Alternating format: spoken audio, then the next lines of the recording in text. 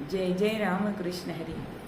आज आपल्याला जगामध्ये माणुसकी कमी झालेली दिसते।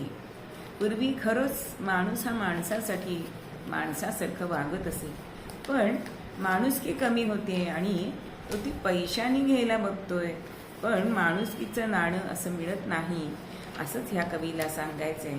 म्हणूनच सगळे होते जवळी त्याच्या परिणवती एक, कीर्ती म्हणून वस्तू कसली म्हणून ठाऊक, म्हणून गेला हुडकायाला तो बाजारात, परीन झाली कीर्ती त्याला पैशाने प्राप्त, एका मागून एक दुकाने गेला धुंडीत, अखेरीस त्या कुणी भेटला विक्रेता धूर्त, कीर्ती आहे माझ्या जवळी देईन बदल्यात, राशी होतीन पैशाच्या मी बदले श्रीमंत, सगळी नाणी खिशातील मग त्याने चाचपली, माणुसकीचे नव्हते नाणे परी त्याच्या जवळी, भोक किशाला पडले होते विक्रेता देखे,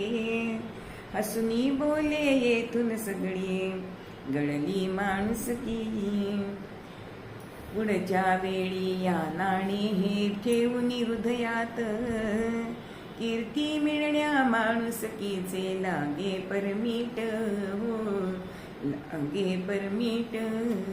बघा, विकत घ्यायला गेलं तर कीर्ती मिळत नाही, पण एक विक्रेता असा धूर्त भेटला की माझ्याकडे कीर्ती आहे।